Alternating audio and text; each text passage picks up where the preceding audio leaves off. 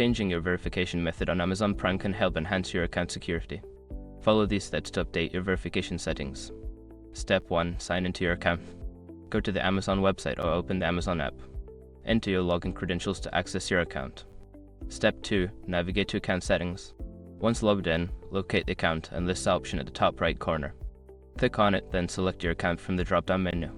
Step 3. Access login and security. In the account settings menu, find and click on Login and Security. This section allows you to manage your account security settings. Step 4. Update verification method. Look for the verification method you want to change, such as phone number or email. Click on Edit next to the chosen method and follow the prompts to update your information. Step 5. Confirm changes.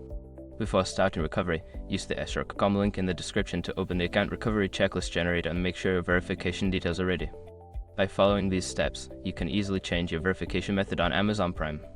Always remember to keep your account information up to date for better security.